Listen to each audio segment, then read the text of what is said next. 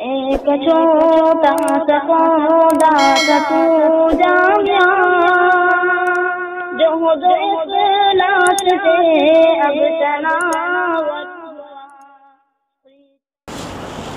بسم اللہ الرحمن الرحیم نحمدہ ونصلی علی رسولہ الکریم اما بعد۔ محترم دوستوں اور بزرگوں، جیسا کہ آپ جانتے ہیں، میں دوا علاج کے سلسلے میں اسلام کی تعلیمات آپ حضرات کے سامنے پیش کر رہا تھا۔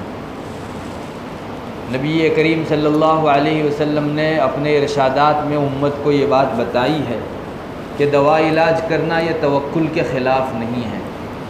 مسلمان دوا بھی کرے اور اللہ پر بھروسہ بھی رکھے، ان دونوں چیزوں کو جمع کر سکتا ہے۔ کسی کے متعلق جو دوا کر رہا ہو، ہم ہرگز یہ نہیں کہہ سکتے کہ اس کو اللہ پر بھروسہ نہیں ہے، چونکہ نبی کریم صلی اللہ علیہ وسلم نے خود بھی دوا علاج فرمایا ہے، اور آپ کے متعلق یہ طے ہے کہ آپ تمام توکل رکھنے والوں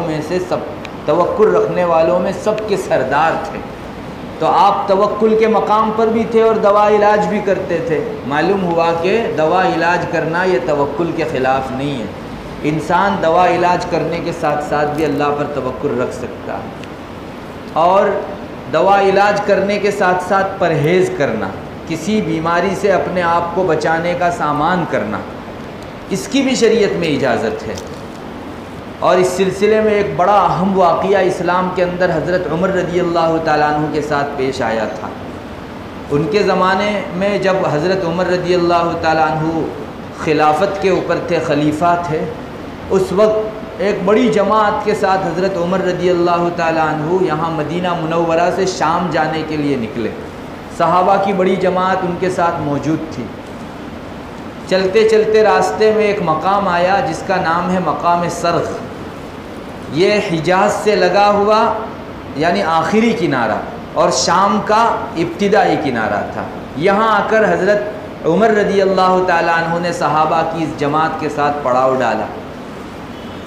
ایک صحابی تھے حضرت ابو عبیدہ ابن الجراح رضی اللہ تعالیٰ عنہ، تو انہوں نے یہ خبر بھجوائی کہ آپ جس شام میں جا رہے ہو وہاں ایک بہت بڑی وبا پھیلی ہوگی، جیسے اس وقت ہمارے یہاں کورونا ہے، اس زمانے کے اندر ایسی ہی ایک وبا تھی، طاعون، پلیگ۔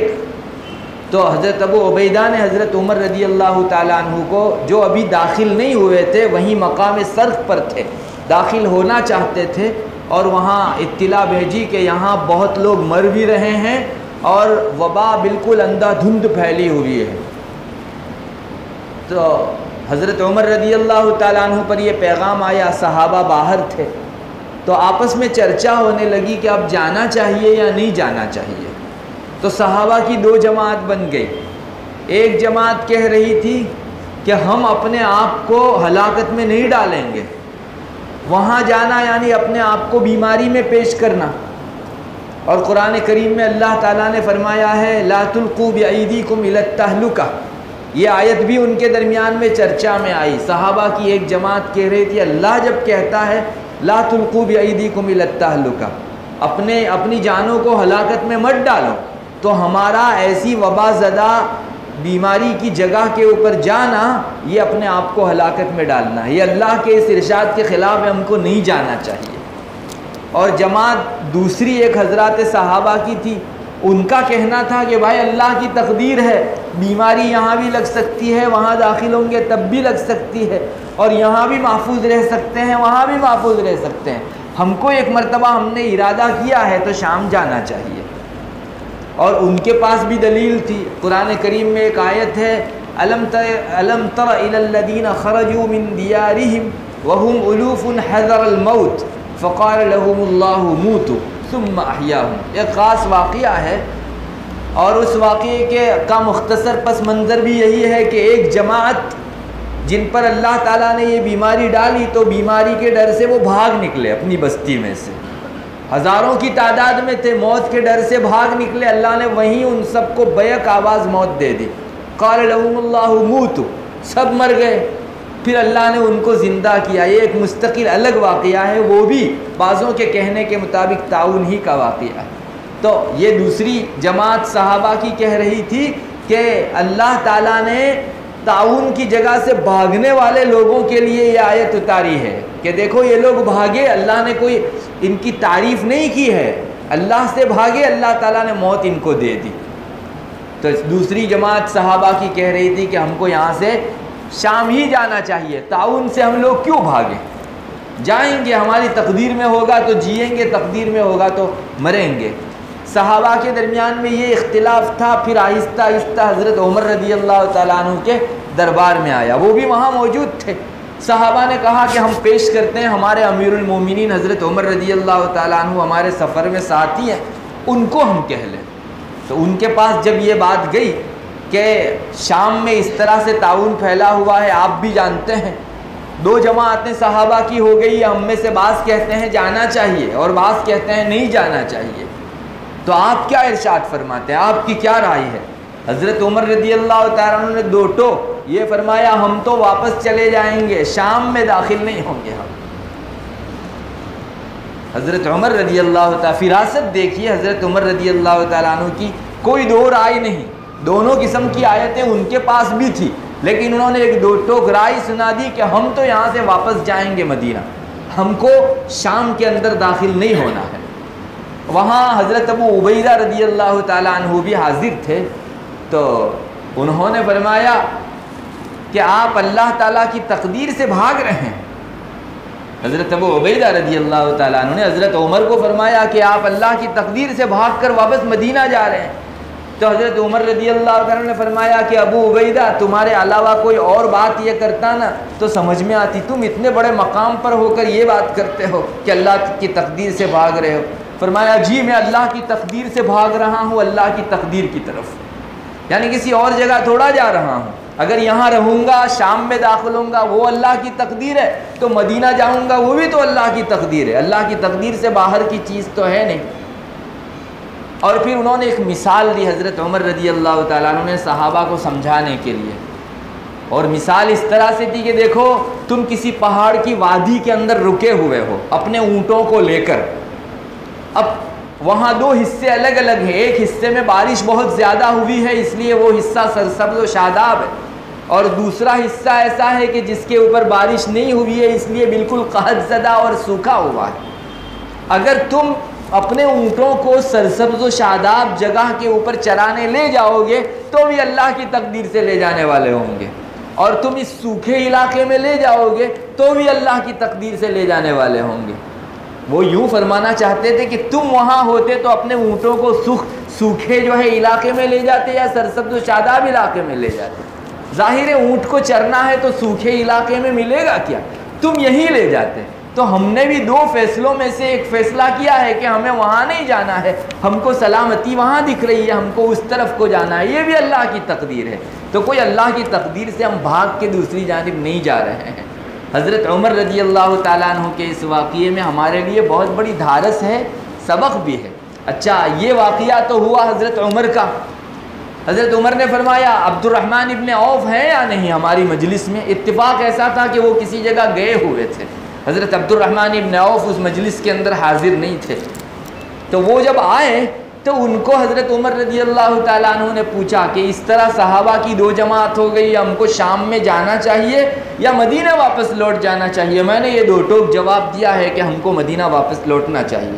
تو حضرت عبد الرحمن ابن عوف رضی اللہ تعالیٰ عنہ نے اس وقت فرمایا کہ ارے میرے پاس نبی کریم صلی اللہ علیہ وسلم کا ایک ارشاد ہے، اس بارے میں ہم کو کیا کرنا چاہیے، صاف آپ نے فرما رکھا ہے، کہو آپ کی پیشین گوئی ہے۔ چنانچہ آپ صلی اللہ علیہ وسلم کا یہ ارشاد اس وقت اس روایت کے راوی حضرت عبد الرحمن ابن عوف رضی اللہ تعالیٰ عنہ نے سنایا، سب مجلس میں بیٹھے تھے، حضرت عمر بھی حاضر تھے۔ حضرت عبد الرحمن ابن عوف رضی اللہ تعالیٰ عنہ نے فرمایا کہ نبی کریم صلی اللہ علیہ وسلم نے ارشاد فرمایا جب کسی بستی کے اندر تعاون پھیل گیا ہو اور تم باہر ہو تو ایسی بستی میں داخل مت ہو، اور وہیں ہو اس بستی میں اور وہاں پھیل گیا تو اس بستی سے باہر مت نکلو۔ بس یہ سننا تھا رسول اللہ صلی اللہ علیہ وسلم کا ارشاد۔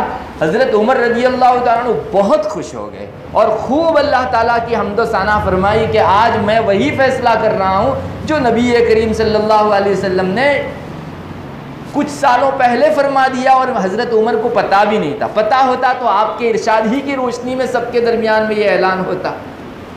اسی لیے نبی کریم صلی اللہ علیہ وسلم نے امت کو یہ فرمایا کہ میرے بعد تم میرے دو خلیفاؤں کی اتباع کرنا، ابو بکر صدیق کی اور عمر فاروق کی رضی اللہ تعالی عنہما، یہ آپ صلی اللہ علیہ وسلم نے فرمایا۔